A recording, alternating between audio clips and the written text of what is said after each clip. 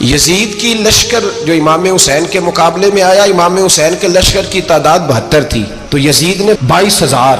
مجھے بتائیے 72 کا 22,000 سے کو مقابلہ ہوتا ہے؟ عمر بن سعد نے پھر عبید اللہ ابن زیاد کو لکھا کہ 22,000 بندے تھوڑے ہیں، کچھ بندے زیادہ بھیج. تو عمر بن سعد کو عبید اللہ ابن زیاد کہنے لگے کہ تو پاگل تو نہیں ہو گیا، 72 کے لشکر کا 22,000 بھیجا، اور کتنا بھیجو؟ تو اس نے کہا تمہیں یہ نہیں پتا یہ لوگ کون ہیں؟ یہ مولا علی شیر خدا کی اولاد ہے. ان میں ایک ایک شخص ایسا ہے جو 1,000 کے مقابلے میں لڑنا جانتا ہے. تو یہاں کمزوری دکھائی جاتی ہے. ہمارے بچے سمجھنے لگے ہیں کہ یہ شاید کوئی ایسی داستان ہے، اور اس طرح کا ماحول ٹی وی پہ میں دیکھ رہا تھا، اس طرح کا ماحول بنایا جاتا ہے جیسے کوئی خوف ہے. یعنی واقع کربلا کوئی ایسا واقعہ جسے دیکھ کے خوف طاری ہو جائے، بچے راتوں کو ڈریں. وہ اکیلے درخت دکھائے جا رہے ہیں اور تیر دکھائے جا رہے ہیں. او یار کیا قوم کی تربیت کر رہے ہیں؟ واقع کربلا حوصلے کا نام ہے، دلیری کا نام ہے. سنیں بات اصل میں کیا تھی، بڑے ٹھنڈے دماغ سے میری بات کو سمجھیے گا. حضرت مولا علی شیر خدا کے بعد مسلمانوں کے متفقہ امیر بنے تھے حضرت امیر معاویہ. انہیں امیر کس نے بنایا تھا؟ امام حسن نے. حضرت علی کے بڑے صاحبزادے حضرت امام حسن نے ان سے صلح کی، انہیں خلافت دی. اور صحیح بخاری میں نبی پاک نے فرمایا تھا میرا بیٹا حسن سردار ہے، جب مسلمانوں کی جماعتوں میں لہو بہہ جائے گا تو حسن ان کی صلح کرا دے گا. وہ صلح امام حسن نے کرائی، جناب امیر معاویہ امیر بن گئے. حضرت امیر معاویہ رضی اللہ تعالیٰ عنہ بڑا پیار کرتے تھے نبی پاک سے، بڑا احترام کرتے تھے حضور کے خاندان کا. ان کی جو اجتہادی خطائیں ہیں وہ اپنی جگہ پہ موجود ہیں. چونکہ امام حسن نے ان سے صلح کر لی، لہذا ہم بھی ان کے بارے میں کوئی جملہ کہنے کے مجاز، ہماری مجبوری امام حسن ہے. اس لیے کہ جسے امام حسن صحیح کہے پھر امام حسن کے ماننے والے کو اسے غلط نہیں کہنا چاہیے. حضرت امیر معاویہ رضی اللہ تعالیٰ عنہ کا جب وصال ہوا تو حضرت امام حسن پہلے ہی ان سے وصال کر گئے، آپ کو زہر دے دیا گیا، آپ شہید ہو گئے. امام حسین موجود تھے. تو یزید کے بارے میں لوگوں نے کہا جناب امیر معاویہ سے کہ یہ ٹھیک ہے، مناسب ہے اور بہادر ہے، دلیر ہے، وہ جو ہوتے ہیں نا خوش آمدی ٹولہ. تو حضرت امیر معاویہ کے گرد بھی کچھ ایسے لوگ تھے، انہوں نے آپ سے کہا کہ یزید کو نامزد کر دیں. تو آپ نے یزید کو بلایا، حوالہ مجھ سے دیکھ لیجئے گا. بلا کے فرمایا کہ 3 بندوں کے سامنے اپنی خلافت پیش کرنا، اگر وہ تجھے مان جائیں تو امیر بن جانا، نہ مانے تو چپ کر کے گھر بیٹھ جانا. وہ 3 بندے کون ہیں؟ جناب عبداللہ ابن عباس، حضرت عبداللہ بن زبیر اور امام حسین رضی اللہ تعالیٰ عنہ. یہ وصیت فرمائی جناب امیر معاویہ. ہوا یہ کہ یزید جب امیر بنا نا، 2-3 چیزیں ہوتی ہیں جب کسی بندے کو قابو کرنا ہوتا ہے، 2-3-4-5 چیزیں ایسی ہوتی ہیں جس سے بندہ قابو آتا ہے. تو اس نے بھی فوری طور پہ یزید نے دیکھا میرے لیے مسئلہ کیا بن سکتا ہے. ولید بن عتبہ اس وقت مدینے کا گورنر تھا. یزید نے اس کو خط لکھا کہ امیر عرب کا رواج آج بھی ہے کہ جب تک نئے خلیفہ کی بیعت نہیں ہو جاتی پرانے کے انتقال کی خبر ہی نہیں دیتے، اس کو رکھے رکھتے ہیں. یہ ان کا طریقہ ہے. وہ کہتے ہیں کہ ولی عہد اچھی طرح قبضہ کر لے پھر بتائیں گے. حضرت امیر معاویہ کا وصال ہو گیا، بتایا نہیں. یزید نے اب کیا کیا، چونکہ بڑا چلاک آدمی تھا، بڑا شاطر تھا، بڑا تیز تھا، اس نے ولید کو خط لکھا. کہنے لگا کہ فوری طور پہ عبداللہ ابن عباس کو بلاؤ اور اسے کہو میری بیعت کریں. یہ جو بیعت ہوتی تھی نا، یہ بھی سن لے کیا ہوتی تھی. یہ بیعت حلف ہوتا تھا کہ میں اللہ رسول کے نام پہ حلف دیتا ہوں کہ میں یزید کی اطاعت کروں گا، میں اس کے خلاف کوئی بغاوت نہیں کروں گا. کوئی یہ بیعت لوگ سمجھتے ہیں کہ بس ہاتھ پکڑنے کا نام بیعت تھا. اس بیعت کا متبادل جمہوری ملکوں کے اندر ووٹ آیا ہے. تو کہا بیعت کرے. حضرت عبداللہ ابن عباس کو بھی بلاؤ، عبداللہ بن زبیر کو بھی بلاؤ، امام حسین کو بھی بلاؤ. امام حسین آدھی رات کے وقت بیٹھے تھے مسجد نبوی میں، چونکہ 5 نمازوں کی آپ امامت کرتے. امام حسین نماز پڑھا کے عشاء کی بیٹھے تھے. جناب عبداللہ بن زبیر، عبداللہ بن زبیر کون تھے؟ یہ نبی پاک صلی اللہ علیہ وسلم کی پھوپھی پوتے تھے اور جناب صدیق اکبر کے نواسے تھے. حضرت عبداللہ بن زبیر اور جناب زبیر بن عوام عشرہ مبشرہ صحابی ہیں، ان کے بیٹے تھے. بہت زیرک آدمی تھے. یہ بھی امام حسین کے پاس بیٹھے تھے. عبداللہ ابن عباس بھی تھے جو حضور کے چچا کے بیٹے ہیں، اس امت کے پہلے مفسر ہیں قرآن پاک. یہ لوگ بیٹھے تھے. تو ولید نے ایک بندہ بھیجا، اس نے آ کے کہا جناب آپ کو گورنر صاحب نے بلایا ہے. تو عبداللہ بن زبیر کہنے لگے حسین اس وقت بلانے کی بات سمجھ میں نہیں آئی. تو امام حسین بڑے بصیرت والے تھے، اللہ نے بصیرت دی تھی. کہنے لگے عبداللہ آپ کو سمجھ نہیں آئی، مجھے سمجھ آ گئی ہے، امیر معاویہ وصال کر گئے اور یہ ہمیں جو بلایا گیا ہے نا، یہ یزید کی بیعت کے لیے بلایا گیا ہے. تو کہا پھر آپ آدھی رات کو نہ جائیں، آپ کے لیے خطرہ ہوگا۔ تو امام حسین فرمانے لگے خطرہ حسین کو نہیں ہوتا۔ نہیں، کہا پھر بھی آپ مہربانی کریں ذرا احتیاط سے جائیں۔ تو جناب عبداللہ ابن زبیر نے، عبداللہ ابن عباس نے 14 بندے نیزے دے کے، تلواریں دے کے امام حسین کے ساتھ بھیجے اور کہا کہ امام حسین اگر اس نے کوئی غلط ملت بات کی نا، زبردستی بیعت کرنے کا کہا، تو آپ بس کوئی ایک بات اونچی آواز میں کر دینا، یہ سپاہی پیچھے آ جائیں گے۔ امام حسین ان 14 بندوں کو لے کے گورنر ہاؤس پہنچ گئے۔ جب آپ وہاں پہنچے، اس نے بتایا، اس نے کہا جی حضرت امیر معاویہ انتقال کر گئے اور آپ نے یزید کی بیعت کرنی ہے۔ تو امام حسین فرمانے لگے میں چھپ کے بیعت نہیں کروں گا، مجمع لگاؤ، جمعے والے دن اعلان کرو، جو طریقہ ہے حضرت ابوبکر صدیق کا، جو طریقہ ہے حضرت عمر فاروق کا، جو انداز حضرت عثمان غنی کا ہے، جو مولا علی کا ہے، سر عام اعلان کرو، اگر ساری دنیا یزید کی بیعت کرے گی تو میں بھی تیار ہوں۔ تم مجھ سے بیعت لے کے پھر لوگوں کو بتانا چاہتے ہو کہ حسین بیعت ہو کر رہے ہیں تو تم کیوں نہیں کر رہے؟ میں عام آدمی نہیں ہوں، لہذا چھپ کے بیعت نہیں کرتا۔ جب یہ بات کی نا تو ولید بڑا نرم دل تھا اور امام حسین کی شان کو جانتا تھا، وہ جانتا تھا یہ نبی پاک کا خاندان ہے۔ اس نے کہا جی مجھے تو حکم تھا، باقی آپ حضور کے نواز ہیں، میں کر کچھ۔ وہاں ایک بڑا بدبخت شخص بیٹھا تھا، عبد الملک بن مروان، وہ ولید سے کہنے لگا کہ اگر حسین آج تمہارے ہاتھ سے نکل گئے تو تمہارے لیے بہت بڑا مسئلہ کھڑا ہو جائے، انہیں جانے نہ دینا، یا بیعت کراؤ یا ان سے کہو جنگ کے لیے تیار ہو۔ تو امام حسین رضی اللہ تعالیٰ عنہ کے کانوں میں آواز گئی تو فرمانے لگے ابن مرجانہ، اگر تیرے اندر جرت ہے تو آ سامنے حسین کے، اس کے کانوں میں باتیں نہ کر، کانا پھوسی نہ کر، باہر آ میدان میں، شرارت نہ کر، باہر آ، میں تمہیں ابھی بتاتا ہوں کہ حسین سے مقابلہ کرنے کا انجام کیا ہے۔ یہ کہہ کہ امام حسین باہر نکلے، اپنے بھائی محمد بن انفیہ کو بلایا، عبداللہ بن زبیر، عبداللہ ابن عباس، ڈھیر سارے لوگ اکٹھے ہو گئے۔ فرمایا یہ معاملہ ہے، اب کیا کرنا ہے؟ تو وہ کہنے لگے حضور وقت ابھی مناسب نہیں ہے، آپ اس طرح کریں یہاں رکیں، ہم مکے سے، عراق سے، کوفے سے لوگوں کو بلاتے ہیں، یہاں ایک بڑی مجلس مشاورت قائم کرتے ہیں۔ امام حسین فرمانے لگے اگر تم مشاورت قائم کرو گے تو ولید اور عبد الملک بن مروان وہ تو جنگ کرنے کو تیار ہیں، اور نبی پاک نے فرمایا ایک مینڈا ہوگا جس کی وجہ سے مدینے کی گلیوں میں لہو بہے گا۔ فرمانے لگے میں وہ بکرا، وہ مینڈا نہیں بننا چاہتا۔ کہا پھر آپ کیا کریں گے؟ تو امام حسین رو پڑے، فرمانے لگے میں مدینہ چھوڑ جاؤں گا لیکن مدینے کی حرمت پامال نہیں ہونے دوں گا۔ امام علی مقام آدھی رات کے وقت نکلے، سیدہ فاطمہ کا دروازہ ایک اس دن تھا جس دن حضرت مولا علی کوفے چلے گئے تھے، اور دوبارہ آج تالا لگا جب امام حسین نکلے۔ آپ جنت البقیع کے پیچھے کھڑے ہو کے حضور کا روضہ دیکھنے لگے، اس وقت گنبد تو نہیں ہوتا تھا، روضہ دیکھنے لگے۔ نانا تیرے کرم کے خزینے کی خیر ہو، میں جا رہا ہوں تیرے مدینے کی خیر ہو۔ سارا خاندان لے گئے، مکے تشریف لے گئے، حج کے ایام قریب آنے والے تھے۔ امام حسین نے وہاں لوگوں سے باتیں کی۔ جب امام حسین وہاں پہنچے تو کوفے سے خط آنے لگے۔ کوفہ حضرت علی کا دارالخلافہ تھا، وہاں آپ کے محبین، پیار کرنے والے ڈھیروں تھے، انہیں خط لکھے کہ حضور آپ چپ کر کے بیٹھے ہوئے ہیں اور ہمارے اوپر یزید مسلط ہو گیا ہے، آپ اگر میدان میں نہیں نکلیں گے، آپ نہیں آئیں گے تو ہم اللہ کی بارگاہ میں شکوہ کریں گے کہ کوئی ہماری کمان کرنے کو تیار ہی نہیں ہوا۔ اور وہ خط 1 2 3 نہیں آئے، وہ خط اتنے تھے کہ 3 بوریوں میں بھرے تھے امام حسین، 3 بوریوں میں۔ اب مجبوری ہو جاتی ہے، حق کے لیے کئی دفعہ بات کرنا مجبوری ہوتی ہے، اگر نہیں کرے گا تو پھر اس کو بھی قبر میں جواب دینا پڑے گا۔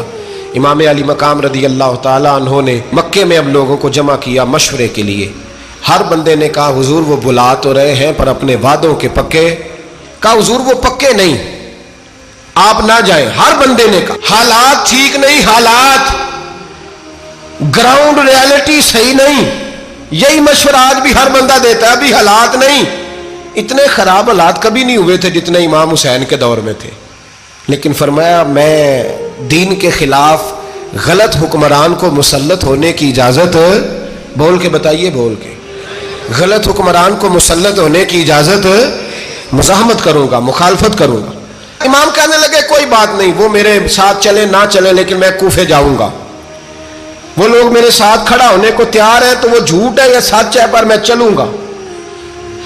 جب امام علی مقام نے اصرار فرمایا تو جو آپ کے قریبی صحابہ کرام کی اولادیں تھی ساری، یہ بھی اب بیماری ہے، کچھ لوگ کہتے ہیں جی صحابہ نہیں ساتھ چلے، تو میں کہتا ہوں اہل بیت نبوت کے تو کل افراد 21 تھے، تو 72 میں باقی اولادیں کس کی تھیں؟ وہ ساری صحابہ کی اولادیں تھیں، وہ سارے، پتہ نہیں کیوں اس طرح کا فلسفہ بیان کیا جاتا ہے جس میں حالات خراب ہو۔ حضرت سیدنا امام علی مقام کو جب بہت زیادہ کہا گیا نا تو امام حسین رضی اللہ تعالیٰ عنہ نے فرمایا چلو میں ایک کام کرتا ہوں، مسلم بن عقیل کو بھیجتا ہوں، حضرت علی کے بھتیجے ہیں، امام حسین رضی اللہ تعالیٰ عنہ کے چچا کے بیٹے ہیں، حضرت عقیل کے صاحبزادے مسلم بن عقیل بڑے سمجھدار آدمی تھے، معاملہ فہم تھے، بڑے جری تھے، اتنا زبردست مشورہ کم لوگ دیتے ہیں جتنا حضرت مسلم بن عقیل دیتے تھے۔ ان کو بھیجا گیا کوفے۔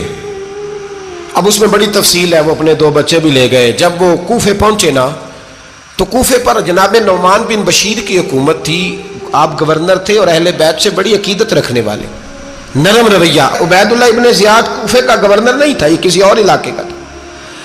جب آپ وہاں پہنچے تو نعمان بن بشیر نے دیکھا کہ حضرت مسلم بن عقیل آئے ہیں تو لوگ دوڑے ان کی بیعت کرنے، بھاگے، اتنے لوگ جمع ہوئے کہ ایک دن میں 17,000 آدمی نے بیعت کر لی۔ کتنے بندے جی؟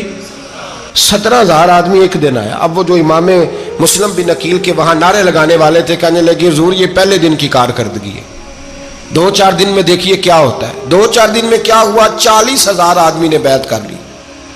اب وہ 40,000 بندہ تیار ہو گیا۔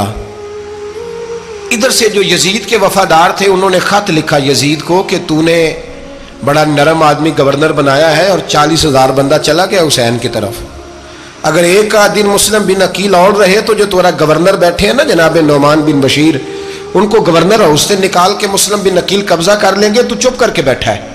یزید بڑا تیز تھا، اس نے ایک آدمی گھوڑے پہ دوڑایا۔ عبید اللہ ابن زیاد ایک اور علاقے کا گورنر تھا پر بڑا ظالم سا بدماش تھا، بڑا سخت گیر آدمی تھا۔ اس کو کہا کہ تو پہلے ایک صوبے کا گورنر ہے، جا تجھے دوسرا صوبہ بھی دیا۔ اس طرح کار فوری طور پہ کوفے پہنچ اور جا کے مسلم بن عقیل کو گرفتار کر، جو آدمی ان کا ساتھ پھر بھی دے اسے قتل کر دے۔ اس نے کیا کیا؟ وہ آدھی رات کو آیا، منہ چھپایا، جبہ پہنا، لوگ سمجھے امام حسین آ گئے۔ بہت سارے لوگوں نے اس کے نعرے بھی لگائے۔ وہ چپکے سے داخل ہوا اندر، اور چپکے سے داخل ہو کے اس نے سب سے پہلا کام یہ کیا کہ نعمان بن بشیر رضی اللہ عنہ کو معزول کیا، کوفے کے گورنر ہاؤس پہ قبضہ کیا۔ پھر اس نے اسی وقت سوئے ہوئے سرکردہ لوگ، جس طرح ایک گاؤں کا چودھری دوسرے کا محلے میں قبیلوں کے جو لوگ تھے چودھریوں کو بلایا، کچھ کو سزائیں دی، کچھ کو سخت کہا، کچھ کو ان کے عیب گنوائے کہ وہ تمہارا فلانا مسئلہ پھر خراب کر دوں گا، بلیک میل کیا۔ صبح ہونے تک حالات اگر تم نے میرے قابو میں نہ کیے تو یاد رکھنا بڑا مشکل ہوتا ہے حق پہ کھڑا ہونا، بڑی چیزیں لوگوں کو یاد آتی ہیں، اللہ جانتا ہے۔ پہلے کچھ ہوتا ہے، بعد میں معاملہ کچھ ہوتا ہے۔ حضرت مسلم بن عقیل کے ساتھ جس دن عبید اللہ ابن زیاد آیا 40,000 کا لشکر تھا۔ اگلے دن صبح ہوئی، اگلے دن تو یہ حال ہو گیا کہ آپ جب کوفے کی جامع مسجد میں ظہر کی نماز کے لیے گئے تو 5-7 ہزار آدمی نماز پڑھنے آیا، اور جب مغرب کا وقت آیا تو لوگوں نے چند ہزار لوگ رہ گئے، نماز کی نیت باندھی۔ توجہ کرنا میری بات پہ، ایک مسئلہ بھی سمجھ میں آئے گا۔ لوگوں نے نماز کی نیت باندھی تو حضرت مسلم بن عقیل امامت کر رہے ہیں، ہاتھ باندھے ہوئے ہیں، تو بہت سارے لوگوں نے پیچھے ہاتھ چھوڑ دیے۔ ایک بندے نے دوسرے سے پوچھا وہ ہاتھ کیوں نہیں باندھتے؟ کہنے لگے اگر عبید اللہ ابن زیاد کے کسی بندے نے دیکھ لیا نا تو ہم اسے کہیں گے ہم تو نماز پڑھ ہی نہیں رہے تھے، ویسے ہی کھڑے تھے، ہاتھ ہی نہیں باندھے سرے سے۔ جب نماز کی امامت باندھی تو 10-11 صفیں تھیں۔ جب مسلم بن عقیل رضی اللہ تعالیٰ عنہ نے سلام پھیرا تو پیچھے بندہ ہی کوئی نہیں تھا۔ حضرت مسلم بن عقیل کو گرفتار کیا گیا۔ عرب کا رواج تھا دشمن کو سخت سزا دیں تاکہ باعث عبرت بنے۔ بہت اونچا مینار تھا کوفے کا، گورنر ہاؤس کا، اوپر لے جا کے جناب مسلم بن عقیل کو زمین پہ گرایا گیا، اور جب وہ شہید ہو گئے تو شہید ہونے سے ایک رات پہلے وہ خط لکھ چکے تھے امام حسین کو کہ آپ آ جائیں، حالات بڑے اچھے ہیں۔ خط ملا تو امام حسین مکے سے کوفے کی جانب چل پڑے۔ امام علی مقام رضی اللہ تعالیٰ عنہ جب چل پڑے، تشریف لا رہے تھے تو رستے میں فرزق شاعر ملا، بڑا محب اہل بیت تھا۔ رستے میں ملاقات ہوئی، اللہ اکبر، حضرت مسلم بن عقیل جب گرایا شہید ہو گئے تو پھر اس نے اس طرح کیا کہ آپ کی لاش کو لٹکا دیا چوک میں. لوگ دیکھتے تھے تو عورتیں بچوں کہتی تھی تو نے باہر نہیں نکلنا, ہم نے نہیں امام حسین کے ساتھ چلنا, بس بڑا خوف ہے, کوئی بندہ نہ باہر نکلے, کوئی نہیں ضرورت, ہمیں حالات بہتر ہوگی تو دیکھی جائے گی. آج کتنے لوگ ہیں, کتنی دیگیں پکی, کتنی نیازیں بٹی, کیا کچھ ہوا. آپ ناراض نہ ہونا, میں آپ میں سے ہوں, آپ مجھ سے ہیں, یہ بات آپ کی نہیں میری سب کی ہے. آج بھی اگر امام حسین کے نام پہ جان دینے کی باری آئے گی تو دیگیں رہ جائیں گی. ناراض تو نہیں ہو گئے آپ لوگ؟ فٹافٹ مائیں کہیں گی باہر دی جانا, بالکل پتر سانو کی لگے, سارا دن کوئی ہمارے لیے. وہ پیر صاحب تو کرتے رہتے ہیں باتیں, ان کا تو کام ہے, خبردار ہم نے نہیں جانا. دیگیں دینے کو سارے تیار ہیں, جانے دینے کو تیار ہونا. ناراض ہو گئے آپ لوگ؟ چلو کوئی نہیں, ہو جاؤ, خیر صلی اللہ ہے, بات تو ٹھیک کر رہا ہوں نا. حضرت امام حسین رضی اللہ تعالیٰ عنہ نے فرزق شاہ رستے میں ملا تو امام حسین کو کہنے لگا کہاں جا رہے ہیں؟ فرمایا میں کوفے جا رہا ہوں. کہنے لگا حضور نہ جائیے گا, لوگوں کے دل آپ کے ساتھ ہیں, تلواریں آپ کے ساتھ نہیں. سیدنا امام حسین رضی اللہ تعالیٰ عنہ کو آ کے کہا حضور وہ سارے کوفے والے مانتے ہیں کہ بات حسین کی ٹھیک ہے لیکن آپ کی سپورٹ نہیں کریں گے. اور اگلی بات فرزق نے یہ کی کہ حضور میں حضرت مسلم بن عقیل کی لاش کو لٹکی ہوئی دیکھ کے آیا ہوں کوفے کے چوک میں. بڑا ہی خوبصورت فکرہ ہے امام حسین کا. فرمانے لگے میرا بھائی لٹکا ہوا تھا, کہیں کسی کے آگے جھکا تو نہیں تھا؟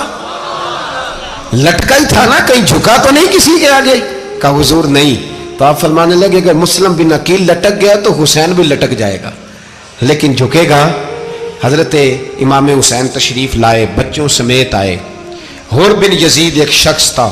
حور بن یزید ایک مختصر سا لشکر لے کے اس نے امام حسین کو ایک جگہ پہ روکا, پھر دوسری جگہ پہ روکا, بالآخر تیسری جگہ پہ روکا. تو امام حسین نے فرمایا جگہ کون سی ہے؟ کہا حضور کرب و بلا. فرمایا بس یہی خیمے لگا دو, یہی. حضرت سیدہ زینب نے پوچھا امام حسین سے کہ سارے زمانے نے روکا ہے, ٹھیک ہے آپ حق پہ ہیں, یہ بھی سب نے کہا آپ حق پہ ہیں, پر روکا بھی سب نے, آپ روکے کیوں نہیں؟ تو ابن کثیر اور ابن اسیر لکھتے ہیں کہ امام حسین رو پڑے, کہنے لگے بہن میں رک جاتا پر میں نے رات کو نانا مصطفیٰ کو خواب میں دیکھا ہے. تو حضور نے فرمایا حسین اگر آج یہ رواج پڑ گیا نا یزید جیسے لوگوں کا تو قیامت تک پڑا رہے گا. پھر لوگ کہیں گے کوئی نکلا نہیں تھا تو ہمیں بھی نکلنا. پھر لوگ ظالموں کے سامنے گردنیں جھکانے کے عادی ہو جائیں. میں کہتا رہتا ہوں, کہہ رہا ہوں, کربلا کی جنگ کفر اسلام کی جنگ نہیں, کفر اسلام کی جنگ نہیں کربلا کی. کیونکہ یزید تو بڑا پکا نمازی تھا, خطبہ دیتا تھا. وہ تو جب امام حسین رضی اللہ تعالیٰ عنہ نے کربلا کے میدان میں جمعے کا دن تھا تو یزید کے سامنے کو بات کرنی شروع کی, عمر بن سعد کے سامنے. تو عمر بن سعد کہنے لگا حسین زیادہ باتیں نہ کر, ہمارا جمعہ لیٹ ہو رہا ہے, جنگ کے لیے تیار ہو, فٹافٹ آ. اہل بیت نبوت کو قتل کریں گے اور قتل کے بعد پھر نماز پڑھیں گے اور پھر کہیں گے اللہم صلی علی محمد وعلی آل محمد, اسی نماز میں پھر درود بھی پڑھیں گے. یہ کیسا مرتبہ ہے, کیسا انداز ہے, دوستی قاتل سے بھی مقتول سے یارانہ بھی. امام حسین نے حر بن یزید امام حسین سے کہنے لگا مجھے حکم ہے آپ کو روکنے کا, آپ آگے نہیں جا سکتے. امام صاحب نے فرمایا وجہ زمین اللہ کی ہے. اس نے کہا آپ بیعت نہیں کر رہے, یزید کی حالات آپ کے حق میں درست نہیں ہیں, آپ نہیں جائیں گے. امام روک گئے. ظہر کی نماز کا وقت ہوا تو حضرت علی اکبر امام حسین کے بڑے صاحبزادے انہوں نے اذان ظہر پڑھی تو حور بن یزید کے لشکر نے امام حسین کے پیچھے نماز ادا کی. کہا بھئی تم مقابلے میں آئے ہو, نماز پیچھے پڑھتے ہو؟ کہا حضور مقابلہ تو تلواروں سے کر رہے ہیں پر ہمارا دل تو مانتا ہے نا کہ مصطفیٰ کا نواسہ بڑی شان والا ہے. حر بن یزید نے 3 نمازیں لشکر سمیت امام حسین کے پیچھے پڑھی ہیں, 3 نمازیں, ظہر اثر اور مغرب. پھر امام حسین کے سامنے شرائط پیش کی کہ آپ کو یہاں گھیر لیا گیا ہے, یہاں آپ بیعت کریں گے, یہاں جنگ کریں گے, 2 ہی باتیں. امام حسین نے فرمایا نہیں بھائی بیعت تو میں نہیں کرتا, اس کے علاوہ تم جو کہتے ہو میں کرنے کو تیار ہوں. اس نے خط لکھا, عبید اللہ ابن زیاد کو ایک بندہ دوڑایا پیچھے کوفے, چند میل پہ کوفہ تھا. کہا وہ نہیں مان رہے, کیا کرنا ہے؟ تو حسین ابن علی ہے, میں زیادہ دیر انہیں روک بھی نہیں سکتا.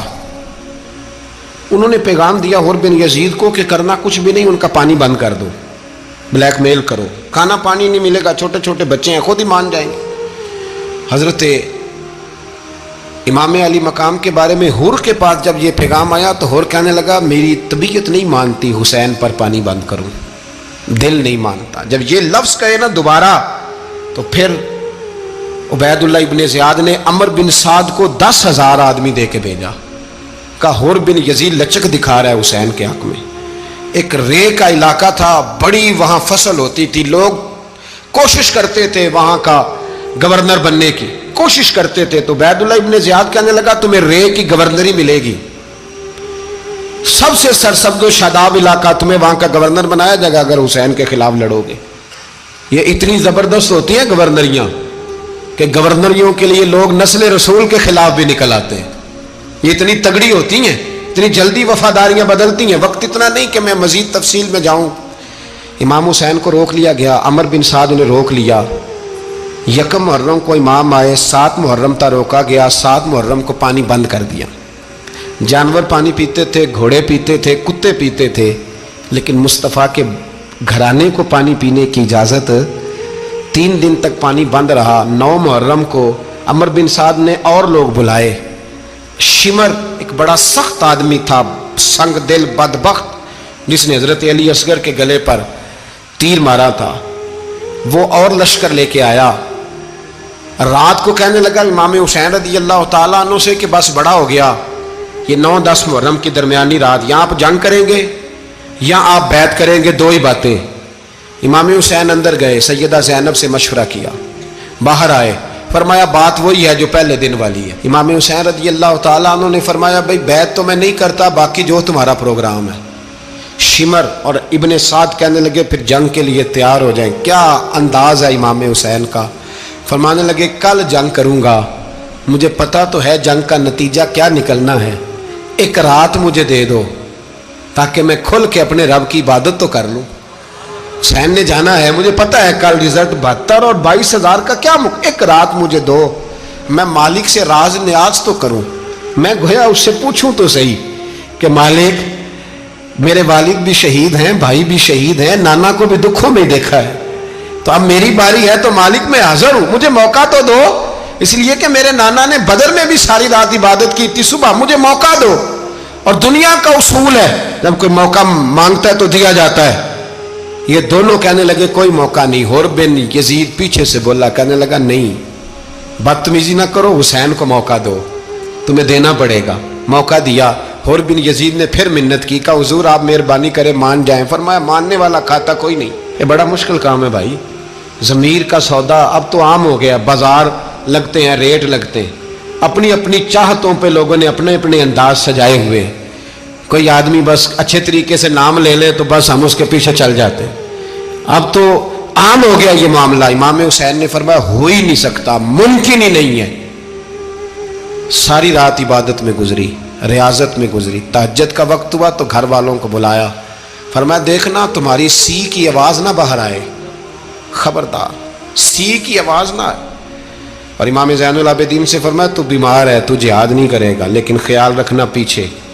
और बड़ी कीमती बात बता रहा हूँ, हमारी बीवियाँ किसी के घर मैयत हो जाए तो 4 दिन बुखार नहीं उतरता। इमाम अली मकाम ने सैयदा ज़ैनब से फरमाया तू बड़ी है, मेरी बहन है, पीछे सारे बच्चे हैं, जवान हैं, इनके हौसले तेरी जिम्मेदारी हैं। सुबह जंग का तबल बजने लगा, फजर की नमाज पढ़ी, सूरज चढ़ा, 10 मुहर्रम का दिन, जुमे का वक्त।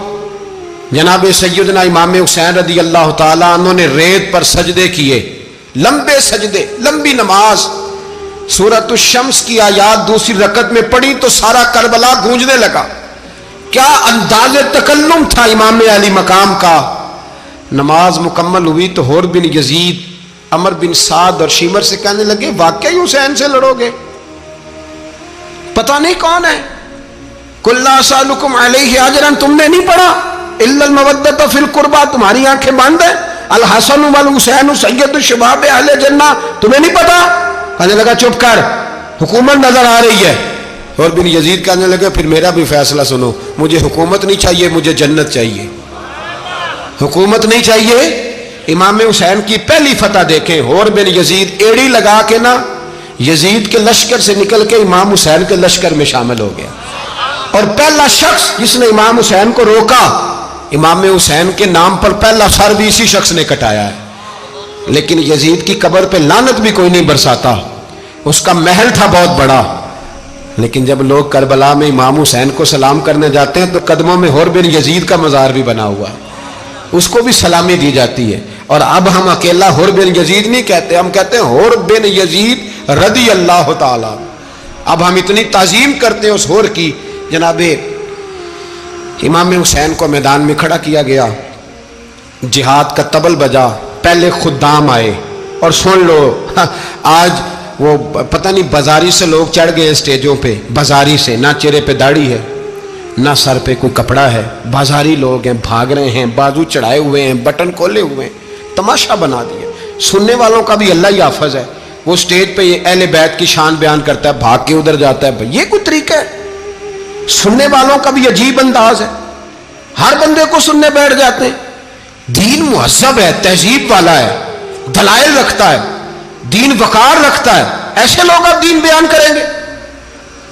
حضرت سیدنا امام حسین رضی اللہ تعالیٰ عنہ صبح جب جہاد کا وقت آیا، پتہ ہے کون کون تھے کربلا میں؟ امام حسین کے ساتھ امام حسین کے 4 بھائی تھے کربلا میں۔ کتنے؟ بول کے بتائیں۔ حضرت علی کے 4 بیٹے، عباس بن علی، جن کو حضرت عباس کہا جاتا ہے نا، علمدار، یہ حضرت علی کی دوسری زوجہ میں سے عباس بن علی بھی تھے، اور ابو بکر بن علی بھی تھے، عمر بن علی بھی تھے، عثمان بن، یہ حضرت علی کے بچوں کے نام ہیں۔ یہ آپ کے شہزادے امام حسین کے ساتھ شہید ہوئے، ان کا نام صرف اس لیے نہیں لیا جاتا کہ ان کا نام خلفائے ثلاثہ کے نام پہ، حضرت علی نے اپنے یاروں کے نام پہ رکھا ہے، تو تم نے کربلا کے میدان سے خارج کر دیا۔ یہ تینوں شہزادے حضرت جناب سیدنا امام حسین کے ساتھ تھے، یہ بھی شہید ہوئے۔ حضرت جناب زینب امام حسین کی سگی بہن ہے، ان کے 2 بچے تھے، اون و محمد۔ جب امام حسین میدان میں جانے لگے تو جناب زینب بچوں سے کہنے لگی، نہ پہلے بھائی نہیں جائے گا، پہلے بھانجے جائیں گے۔ 2 بچے شہید ہوئے۔ حضرت قاسم بن حسن امام حسن کے بیٹے تھے، وہ جب میدان میں جانے لگے تو امام حسین نے کہا، نہیں بھائی تو نہیں جائے گا، تو میرے بھائی کی نشانی ہے، میں جاؤں گا۔ تو حضرت قاسم بن حسن نے ایک تعویذ کھول کے دیا کہ ابا جی میرے والد نے کہا تھا جب بڑی مشکل آ جائے تو تعویذ کھول کے دیکھنا، تو آج بڑی مشکل آئی ہے تو میں نے تعویذ کھولا ہے، تو یہ دیکھیں کیا لکھا ہے، یہ تو رکا ہے، تعویذ ہے ہی نہیں۔ جب کھول کے دیکھا تو اس پہ لکھا تھا، قاسم اگر حسین پہ کوئی کڑا وقت آ جائے تو بیٹھ کے آگے آگے رہنا، اگر کڑا وقت میرے بھائی پہ کبھی آ جائے نا، دیکھنا اس کے آگے آگے چلنا، اسے حسن کی کمی نہ محسوس ہو، پائیاں جہاں ساک نہیں کوئی جے وچ خار نہ ہوئے۔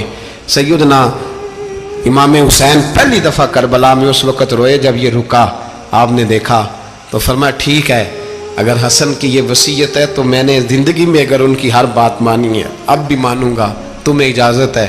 جناب قاسم بن حسن 16 سال کا جوان جب میدان میں نکلے تو ہائے ہائے پتہ نہیں کہاں سے آ گئی ہے۔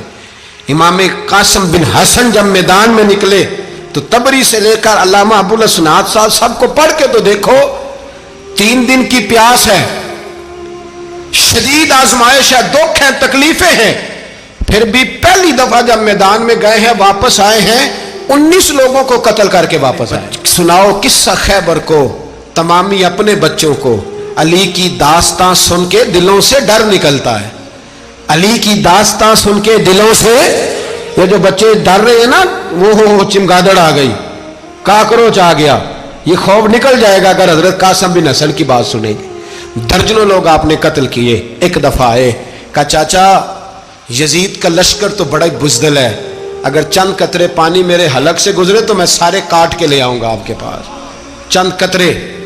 لیکن تھوڑی دیر گزری، عمر بن سعد کہنے لگا اکیلے اکیلے جاؤ گے تو علی کا پوتا ہے، یہ سب کو مار دے گا، کٹھے جاؤ۔ چاروں جانب سے تیر برسے، ایک تیر لگا آ کے گردن کے پیچھے، بس جناب سیدنا قاسم بن حسن گھوڑے سے نیچے گرے تو جناب زینب حوصلہ کر کے آنسو سمیٹ کے کہنے لگی میں دیکھ رہی ہوں پردے کے پیچھے سے حسین میرے بھائی کا بیٹا گر گیا ہے، جا اسے اٹھا کے لا۔ حضرت امام حسین ان کو اٹھا کے لائے تو امام حسین نے سینے سے لگایا ہوا تھا تو ان کے پیر، ان کا قد لگتا تھا امام حسین سے زیادہ ہے، اٹھا کے لایا، لٹا دیا گیا۔ امام حسین کے اپنے بڑے بیٹے میں